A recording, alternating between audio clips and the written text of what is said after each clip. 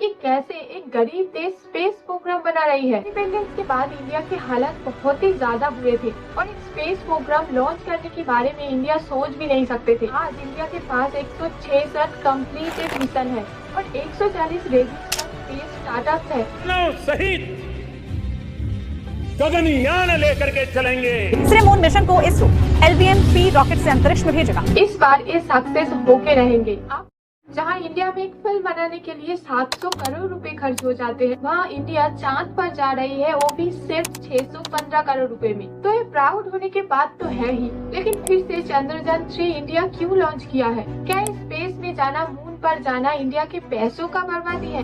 पिछले बार चंद्रयान 2 में इतने ज्यादा फेल्योर के बाद भी इंडिया फिर से चांद पर क्यों जाना चाहती है? इस बार स्पेस क्राफ्ट में ऐसा क्या इम्प्रूवमेंट किया गया है ताकि फेल्योर्स की चांसेस ना हो? क्या इस बार ये जर्नी सक्सेस होंगे? चलिए जानते हैं।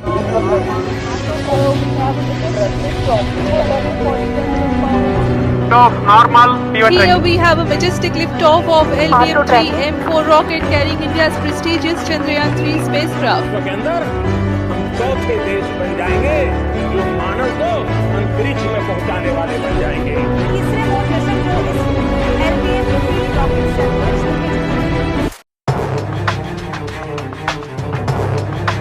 सिर्फ इंडिया नहीं, हर एक कंट्री अब चांद पर जाना चाहती है और सॉफ्ट लैंडिंग करना चाहती है। सॉफ्ट लैंडिंग का मतलब है कोई भी प्रॉब्लम ना हो के स्पेस क्राफ्ट को लैंड कराना, जो पिछले बार चंद्रयान 2 नहीं कर सके। एक सॉफ्टवेयर ग्लिच की वजह से हम पिछले बार सॉफ्ट लैंडिंग नहीं कर पाए थे। पूरे वर्ल्ड में अमेरिका, रशिया और चाइना 3 ही कंट्री है जो चांद पर सॉफ्ट लैंडिंग किया है। और अगर हम भी चांद पर सॉफ्ट लैंडिंग करते हैं तो हमें भी इंटरनेशनल स्पेस प्रोजेक्ट में काम करने की मौका मिलेगा और नासा की तरह हम भी पैसे कमा सकते हैं, जिसके कारण चंद्रयान 3 इतने इम्पोर्टेंट है फिर से लॉन्च करना।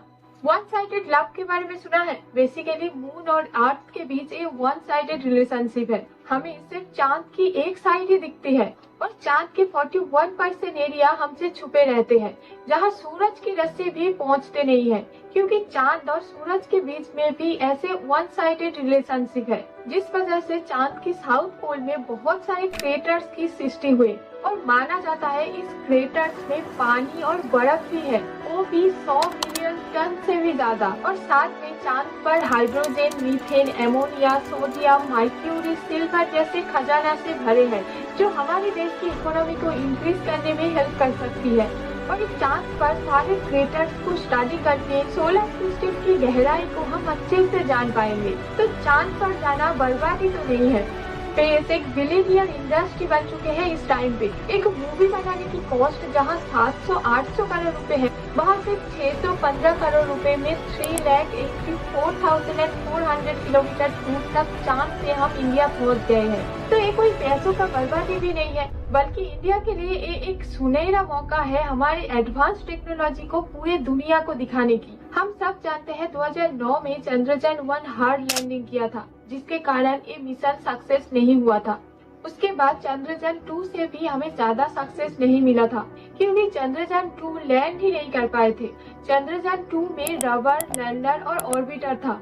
रोवर बेसिकली एक छोटा मोबाइल रोबोट है, जिसका काम होता है फोटो खींचना, टेम्परेचर को रीड करना, पत्थर और मिट्टी के सैंपल लेकर ग्रह के बारे में इंफॉर्मेशन देना। ये लैंडर लैंडिंग के लिए है और ऑर्बिटर का काम है मून की सरफेस में रह के मून पर स्टडी करना और इंफॉर्मेशन हमें देना। पिछली बार ऑर्बिटर का काम सक्सेस हुआ तो था, लेकिन कम्युनिकेशन डिवाइस फेल होने के कारण ये मिशन इनकम्प्लीट हो गया था। साथ में लैंडर में कुछ प्रॉब्लम होने के कारण 50 मीटर दूर होने के बाद भी लैंड नहीं कर पाए थे। और इस बार चंद्रयान 3 का मिशन है चांद पर सॉफ्ट लैंडिंग करना और ये प्रूव करना that India can do everything.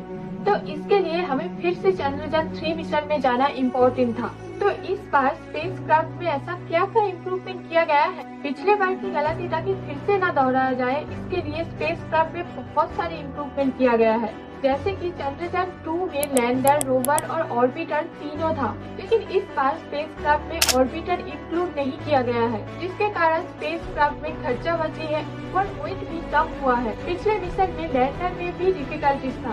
Lander में सिर्फ 2 साइड पे ही सोलर पैनल लगे हुए थे, तो अनफॉर्चुनेटली दोनों साइड पे ही इंद्रज की रस्सी नहीं मिले थे, लेकिन इस बार लैंडर की लेग स्ट्रॉन्ग किया गया है और स्पेस क्राफ्ट की चारों साइड से ही सोलर पैनल लगाया गया है। अगर स्पेस क्राफ्ट रॉन्ग डायरेक्शन पे भी लैंड करते हैं तो भी 1 और 2 साइड ऑलवेज सन की तरफ रहेंगे। जहां चंद्रयान 2 को चांद पर पहुंचने के लिए 48 डेज लग गए थे, वहां चंद्रयान 3 को सिर्फ 42 डेज ही लगेंगे।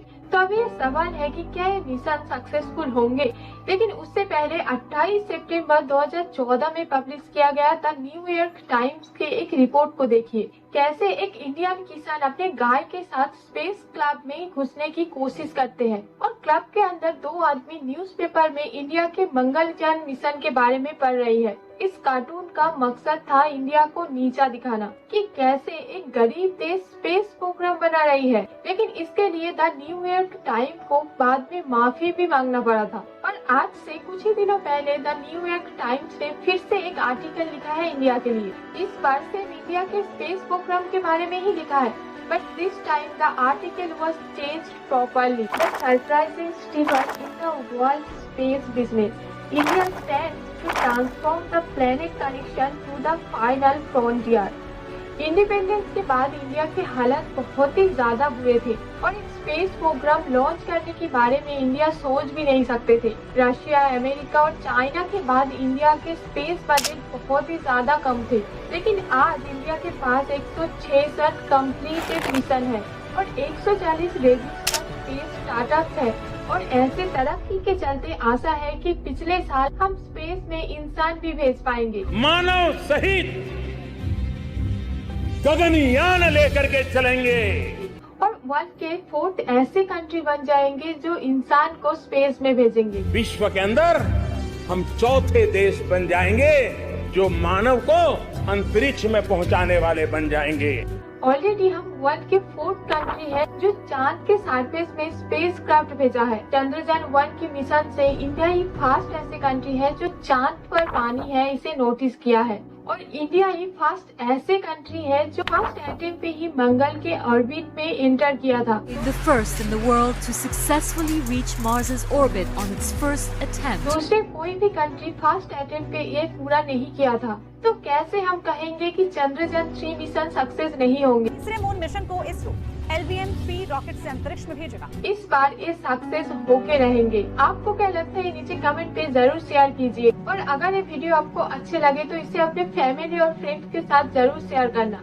हम इंडिया से रिलेटेड ऐसे ही वीडियो बनाते हैं, तो हमें सपोर्ट करने के लिए इस चैनल को जरूर सब्सक्राइब करना। आपकी छोटी सी सपोर्ट हमें बहुत ज्यादा मोटिवेट करते हैं ऐसे वीडियो बनाने के लिए। Then subscribe my channel and thank you so much for watching this video till the and.